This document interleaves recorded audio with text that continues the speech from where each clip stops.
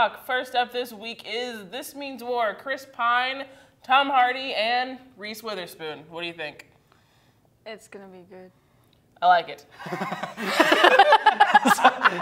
Wow. I was like, I know I was the first one to say something.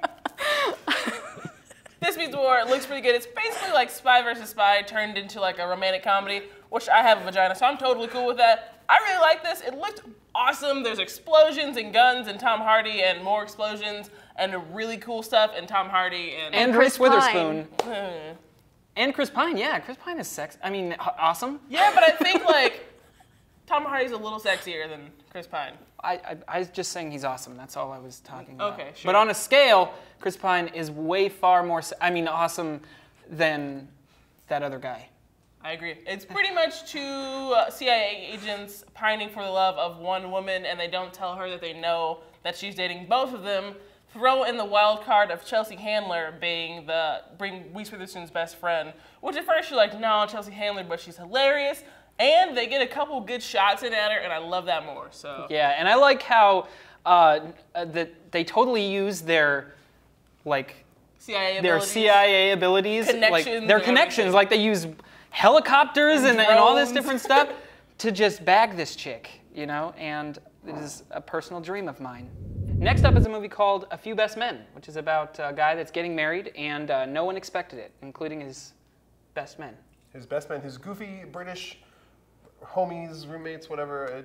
It wasn't really too clear on that. But they all look like they're a really tight-knit group of people, and just everything goes wrong that could possibly go wrong. And meeting the rich family of his hot girlfriend, and going to Australia. Yeah, they have to go through all these hoops for their best friend, and of course they're going to do it. And it just looks funny. It's like British humor. It looked like Hangover level British humor, where it was a little more dirty, a little crazy. There's a lot of drug use, And that chick from Grease is in it. I'm excited to see her do. Yes, Olivia Newton-John. She was in it? Oh my God, I didn't even notice. Yeah, that was the mom. She was the crazy one hanging from the one that did the. She wants cocaine. Yes. Sandy is going to be crazy. Oh, Sandy. Why are you doing cocaine?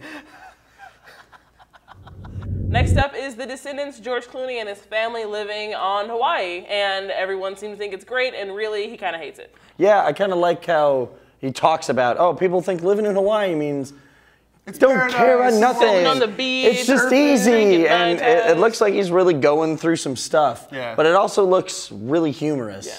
And I wasn't sure, it looked good, but the last thing in the trailer, when it looks like the daughter, I'm assuming daughter's boyfriend comes up, and he's like, sup, bro? Just do the whole hug thing. Don't ever do that to me again. I'm like, I gotta see this. Yeah, that's classic. A lot like your dad, but if he's gonna play like a hard-ass dad, I really want to see George Clooney do that. I think what it is that George Clooney's character isn't necessarily like that, and his daughter dating and stuff, it sort of drives him to be that weird dad that's kind of stocky and is looking over hedges and trying to figure out what's going on. It seems like there's going to be a lot of emotional stuff to really pull at the heartstrings, and you're going to really feel some intense family drama, but at the same time you're going to be laughing your ass off because of intense family drama. So yeah, I'm on board. That happens. So, all right, guys. So our next movie is Contraband with Mark Wahlberg, Giovanni Ribisi, and the ever-sexy Kate Beckinsale. Boom! You said it.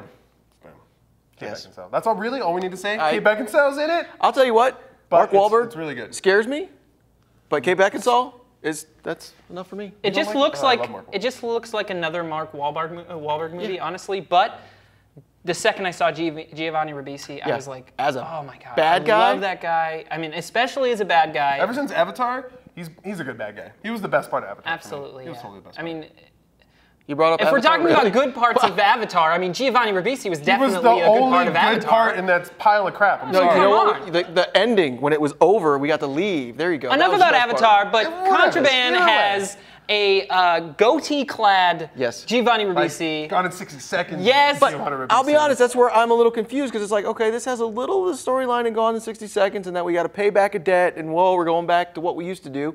But then it almost looks like it turns into a revenge flick because something happens. Yeah, and I'm like, you gotta pick one. You're gonna spread yourself thin. I don't know. You know how songs are cool mashups now, and T-shirts are mashups. I don't think that works. Movie mashup. I was gonna say it was a lot like Empire meets Taken, but I wouldn't complain about that really. Yeah, I mean, it looked that looks fun really and cool awesome. and Giovanni Ribisi again is gonna be badass in that movie. Kate Beckinsale, I hope, gets at some point semi-naked.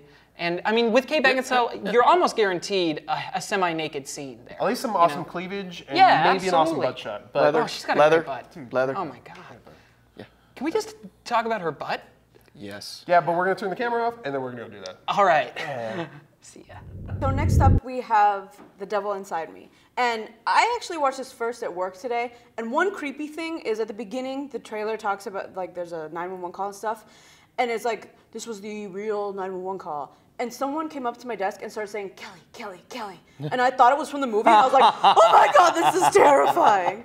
But anyway. See, now that would have been good. No, see, I get the same feeling with every exorcism trailer I see. The trailer freaks me out, and I'm like, oh man, I can't wait to see this. I'm gonna lose some sleep, and then I watch it, and it doesn't happen, and it just kind of I'm sucks. tired of this sort of documentary, found tape That crap. too. It No. really is annoying. I'm tired of this quick cuts with the flash and the and something jumps out at you. All the music dies I'm down. so tired and of that. Boom. Oh, what a surprise. But the sad thing is, there are parts of this trailer that make the movie like, oh my God, there might be some potential here. That's what I'm saying. The production values of this found footage actually look better than most of the found footage movies that are out now. I'm done with found footage movies.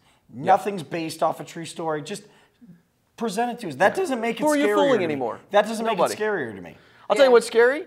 When I walk into the one girl in the basement and she's all like bent, messed up, like contortionist, it's like, nuts. Whoa, something's wrong here. I do think that the mom in the movie, she looks kind of creepy too. She looked horrifying. That was Yeah. uncomfortable watching And her voice, the way she talks. Yeah, like that's what freaked me out. But like, you know, like I said, I'm afraid this is just gonna. Yeah, just play it like a regular movie. What's wrong with that? There's nothing wrong. I'm sick of this. It worked in The Exorcist. I think we can make it work here. Yeah, like we can shoot a regular movie that wasn't, you know, first-person video camera or 911 call tape. So, I don't know. Keep my fingers crossed. All right, that is going to do it for Trailer Trash Talk this week. But if there's any trailers you want us to review or have any comments on the ones we did review, let us know in the comments below.